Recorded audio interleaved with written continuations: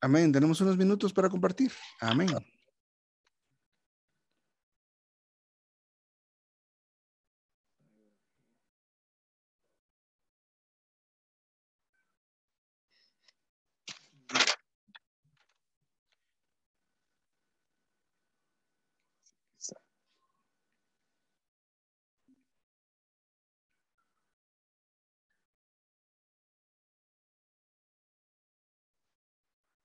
Amén, hermanos. Bien interesante la forma del hermano de transmitirnos esto.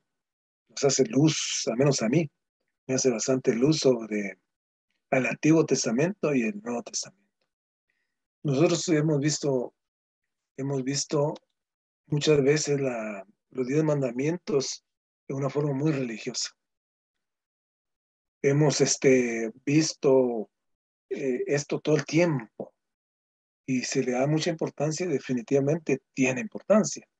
Pero alguien decía, los 10 mandamientos nadie los puede cumplir, nadie. Únicamente el Señor Jesucristo vino a cumplir la ley total. Tampoco sabía de que está la ley moral y la ley ceremonial. Ahorita vemos sobre la ley moral. Pero en cuanto a la ley moral, el hermano habla de los 10 mandamientos. 5 están relacionados con Dios y nuestros padres, y otros 5 están relacionados con nuestro entorno, con con los demás. Bien interesante, porque hace una separación, porque uno lo ve como de una forma total, pero hay una parte dirigida a él mismo, pues, al trono y al Dios mismo. Entonces, la ley moral, dice que esta ley moral que está en la Biblia, incluso ha servido de base para el derecho civil romano, la ley romana. Yo no sabía esto, ni me imaginé, porque yo pensé que los romanos, definitivamente, que la ley romana nos viene a todos, todo el pueblo latino, todos los pueblos latinos han hecho propio el derecho romano, pero no sabía que el derecho civil estaba basado en los 5 mandamientos últimos. Primera vez que oigo esto, nunca lo había oído, ni me imagino que los que estudian derecho tampoco lo saben, o no sé, pues nunca he oído esto. Pero este mensaje que nos da en cuanto a la ley de Dios, esta ley moral que principia en Éxodo 20 y va hasta el final, para que nosotros podamos relacionar a todos los demás en cuanto a esta forma de ver el planteamiento que hace el hermano. Entonces, el derecho, por otro lado, él habla, por ejemplo, habló de algo de codiciar, y definitivamente hemos codiciado siempre. Él hablaba de un ejemplo muy práctico, que hay un partimiento de un pastel y yo veo que a mi hermano o en una fiesta veo que a otra persona le dan una porción más grande. Y uno dice como que tienen preferencias, ¿verdad? Como que uno lo vieron de menos o no le quieren dar o le quedan poquito, sabiendo que yo puedo comer más, ¿verdad? O sea que sí es cierto, pues que en alguna manera nunca nadie nos escapamos de codiciar. O sea que la codicia está en nosotros. En nosotros está la codicia, y más que todo cuando éramos más pequeños, pues, porque no podíamos, digamos, modificar o manejar nuestro fuero interno. Pero todos, en cuanto a las leyes, habla también que la ley es un retrato de Dios. Cristo representa a Dios. Cristo representa al Padre. Es una imagen del Padre. Y la ley es un retrato de Dios. Porque como dije al principio, solo Cristo puede, solo Cristo puede cumplir la ley. De ahí nadie más. O sea que cuando habló el hermano del arca del testimonio, ¿verdad? Primera vez que lo oigo también, que esta la ley tipifica a Cristo. O sea que, por otro lado, Dios dice que buscó un pueblo que es Israel en cuanto a que establecerse, que tuviera la ley y que este es un pueblo que Dios lo diseñó para él. O sea que el Señor, Dios, ha diseñado este pueblo para él, es un ejemplo. O sea que esta ley es un testimonio de Dios y Cristo es el retrato de Dios también. Amén. Amén, hermano. Hoy tenemos unos minutos, por favor. Ejercitemos nuestro don.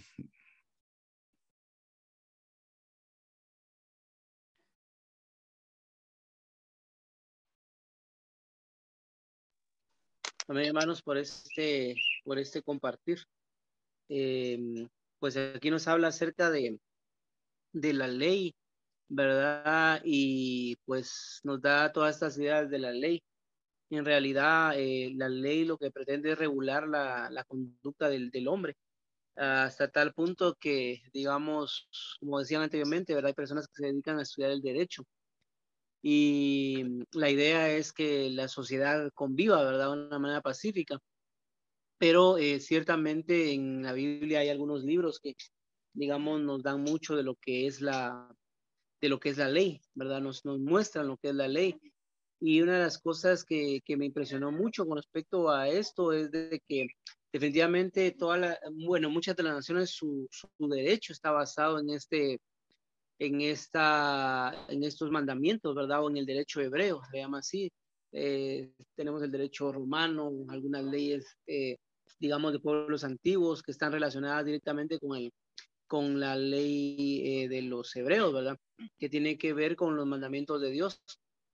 Pero el hermano hablaba muy específicamente algo sobre Pablo y pues a mí se refiere a nosotros, ¿verdad? Que Pablo, pues él pudo tener una conducta adecuada, ¿verdad? Digamos, esta ley y con respecto a la conducta, él sí la pudo cumplir, ¿verdad? Porque era algo relacionado directamente con la conducta de un hombre. Pero cuando hablamos de la codicia, él dijo, yo no puedo vencer esto, ¿verdad? Y esto era porque es algo interno. Eso quiere decir que es algo de la naturaleza propia de cada ser humano. Entonces, cada uno de nosotros tiene una condición de su naturaleza, ¿verdad? Que en nuestra naturaleza, pues, habita el mal, ¿verdad? Y dice que esa naturaleza, como es corrupta, está corrompida por Satanás, no puede simplemente eh, resistirse al pecado, ¿verdad? Sino que peca desde el principio. Pero, digamos, es interesante ver cómo es este asunto de la ley, ¿verdad? A mí sí me ha causado un poco como de conflicto, ¿verdad? Cómo es todo esto de la ley siempre me cuesta mucho entender, ¿verdad? Todo lo relacionado con la ley, Dios, los principios de los judíos, etcétera, ¿verdad? Pero algo que me impresionaba mucho esta noche es de que la ley es el retrato de Dios.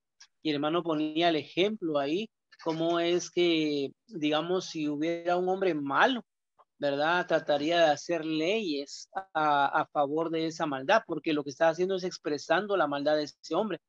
Y nosotros podemos ver ahora, aún en nuestra ciudad, ¿verdad? Que los diputados no hacen precisamente leyes, aunque hay algunas leyes buenas, pero hacen algunas leyes para enriquecerse, ¿verdad? Que tiene que ver, digamos, con la propia naturaleza de esas personas, ¿verdad? Es una naturaleza maligna. Entonces, cuando nos muestra la ley, los 10 mandamientos precisamente nos muestran el retrato de Dios, cómo es Dios, ¿verdad? Y Dios es amor. Lejos de, digamos, de tener mandamientos que pareciera ser que, es que son muy difíciles de cumplir o simplemente pues Dios sabe qué quiere, va a detenernos. Realmente nos está mostrando la imagen de una persona que es amorosa, que cuida de su pueblo, que nos regula, que nos ayuda a volver a Él, ¿verdad? A través de esto. Entonces la ley es la expresión de Dios. Y también me gustaba mucho cómo es que, digamos, esto lo que nos admite es una expresión, ¿verdad? Porque Dios anhela ser la expresión perdón, Dios anhela que el hombre sea su expresión, ¿verdad? Entonces eso también me gustó. Ahora, ¿cómo está relacionado, digamos, la ley con la economía de Dios, porque pareciera ser que no tiene ninguna relación, pero como esta ley es un testimonio, es, digamos, un retrato de Dios, entonces de esa manera esta ley se relaciona con Dios, ¿verdad? Y se relaciona con la economía de Dios. Yo siento en mi corazón que debemos de comprender esto, o sea, debemos de ver que ciertamente la ley no es algo, digamos, como nuestro enemigo, sino que es la forma como Dios se expresa, ¿verdad? Y simplemente, como decía un hermano, va a ser el currículum de Dios. Entonces, pues alabado sea el Señor, ¿verdad? Aquí no habla de la ley interna en nuestro corazón, pero definitivamente esta ley está expresando a Cristo, ¿verdad? Y este Cristo expresa a Dios, entonces, alabado sea el Señor, ¿verdad? Por esta ley. Amén.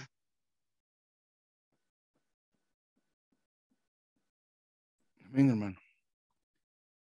Hay más todavía que podemos compartir, hay unos minutos todavía.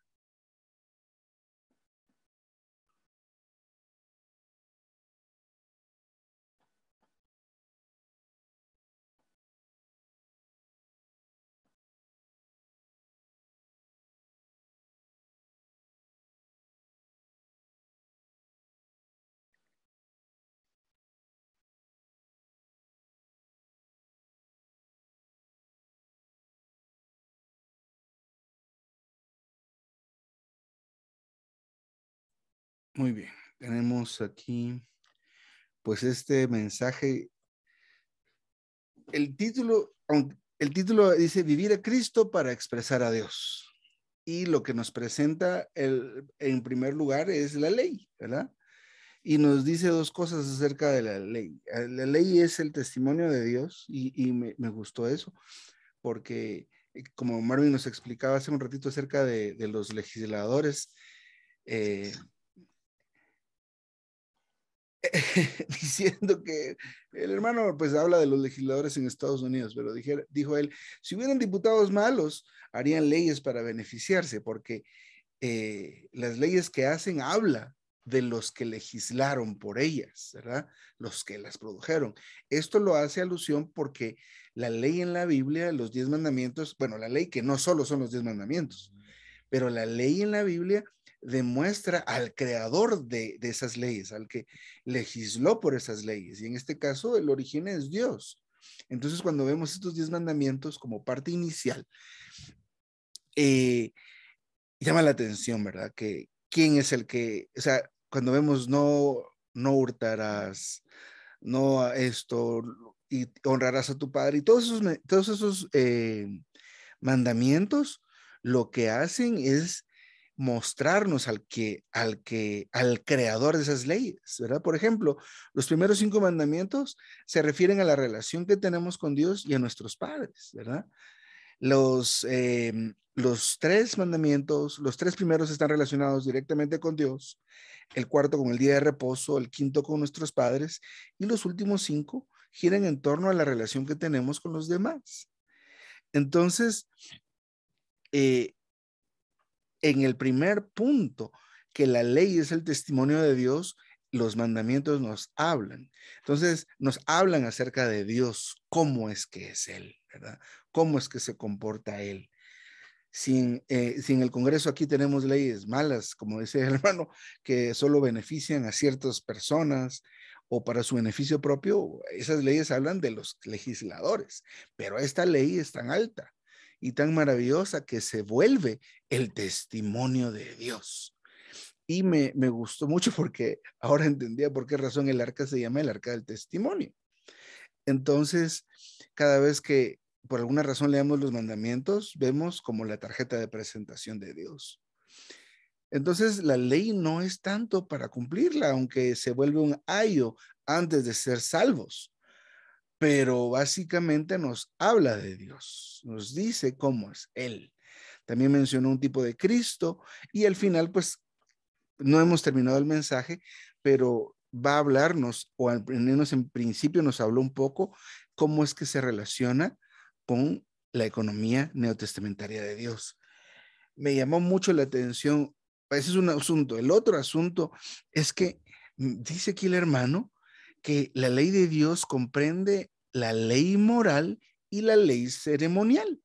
Me llamó bastante la atención este asunto porque vimos en todos estos reyes de Judá que hemos visto en estos últimos días que una de las cosas que más afecta o más afectó a estos reyes y sus reinados era el asunto de la moralidad. Entonces, eso me llamó bastante la atención en cuanto a esto. Por ejemplo, el ejemplo en Pablo, ¿verdad? Por ejemplo, analizando el mandamiento de no codiciar. Esto, y eso es bien interesante porque cómo es que se comporta la ley como un ayo que nos cuida, que nos da un ambiente propicio para eventualmente buscar al Señor. Pablo en 2 citas, en Filipenses 3:6 habla en cuanto a que él es irreprensible en cuanto a la justicia que es por la ley. Pero luego en Romanos 7 reconoció que no podía guardar el mandamiento de no codiciar. Entonces, ¿por qué razón había unos mandamientos que podía cumplir y decía de sí mismo ser irreprensible, pero este otro no? Porque este otro de no codiciar está relacionado con nuestra condición interior, con la condición interior de cada uno. Y Pablo no podía evitar eso. Entonces recordaba el testimonio de un hermano que comparte que él, cómo le predicó el evangelio a su hija, a una de sus hijas. Todos los días pasaba a dejarla a la escuela y oraban y compartían y le decía que se portara mejor, que se portara bien, que tenía que esforzarse por dar buen testimonio, honrar a sus padres y sí, quedaban en buenos términos. Con el tiempo, la hija se abrió al hermano, a su papá, diciéndole que ya no podía, ella se esforzaba y quería ser buena persona y no era buena persona, que ella quería portarse bien y no se podía portar bien, que ella quería honrar a su papá y terminaba deshonrándolo.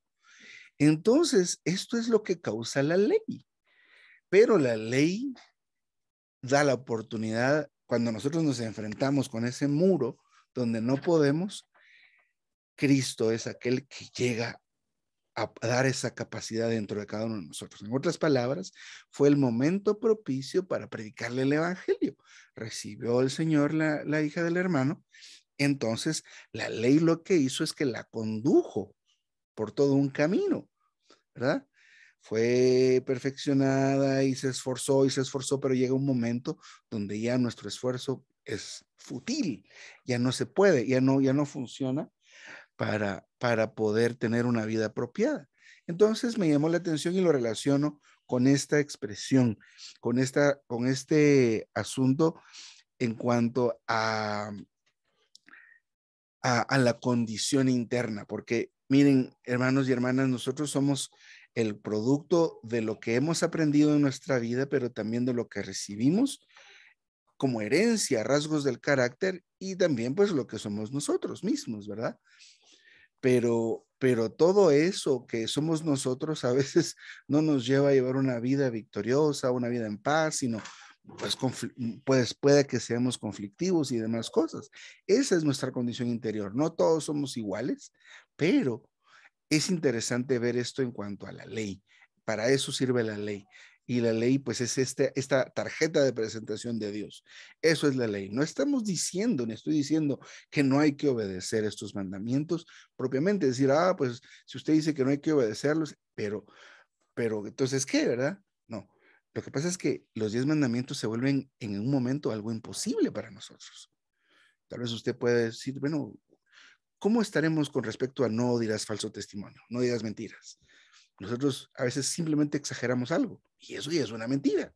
Ese mandamiento ya lo perdimos. Y así podemos ir analizando todos los mandamientos y va a decir, es que hay pecaditos, pecadotes, eso no existe. Pero esto es lo que es la ley. Por un lado, nos presenta a Dios y no quiero irme por este otro lado, pero realmente al final lo interesante es ver hacia dónde nos conduce. Al final de la lectura, pues se centró bastante en cómo es que la ley es un retrato de Dios. Él es santo, Él no codicia. Digamos, todo lo que nos plantea como mandamiento, todo lo que plantea como mandamientos de lo que hay y no hay que hacer, denotan su propia personalidad y su propio carácter. Cuando dice no dirás falso testimonio, lo está diciendo alguien que no miente, ¿verdad? Entonces, cuando dice no codiciarás, lo dice alguien que no codicia. De esta forma es la que se presenta a Dios. Pues,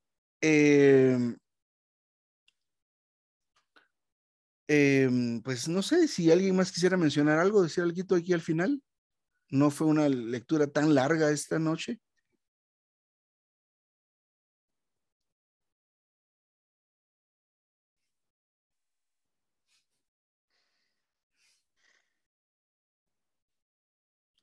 Creo que no. Pues la última partecita donde dice, donde empezó a ver que la ley se relaciona con la economía de Dios. El asunto es que, pues miren, todos estos inicios y reinados del pueblo de Israel, lo que Dios buscaba era poder tener un pueblo para expresarse, ¿verdad? Y reinar y sojuzgar. Entonces, pero fueron, parece la idea de que fueron intentos fallidos, ¿verdad? Porque un rey era bueno, otro era malo, otro era bueno, otro era malo. Pero, ¿cómo lo relacionamos esto con la economía de Dios? Dice que al final, la economía de Dios consiste en que Dios se hace hombre para que el hombre llegue a ser Dios en vida y naturaleza, mas no como objeto de adoración. Esto lo hemos oído, pero ¿con qué fin? Con el fin de producir el cuerpo orgánico de Cristo, el cual tendrá su consumación en la Nueva Jerusalén. Cristo es el centro, la realidad y la meta de la economía divina. Aparentemente la ley no tiene nada que ver con la economía. Entonces, ¿por qué afirmamos que está ligada a ella? Y miren, al final dice, decimos esto porque la ley fue dada como un retrato, un cuadro, una imagen, como un testimonio. La ley tipifica a Cristo, quien por ser la imagen de Dios es el retrato de Dios, su testimonio. Y al final relaciona a la ley con la Nueva Jerusalén, porque digamos, siendo el retrato de Dios la ley, y la Nueva Jerusalén es un lugar o es ese sitio donde se mezcla la humanidad completamente con Dios, donde no se ve la diferencia entre ambos, entre la humanidad y Dios mismo, y prevalecen las características de Dios. Entonces, es una cosa interesante en la cual nosotros podemos pues relacionar una con otra, al menos en un cierto principio. Entonces, pues definitivamente vamos a ir avanzando y el cuadro se va a ir aclarando más. Amén.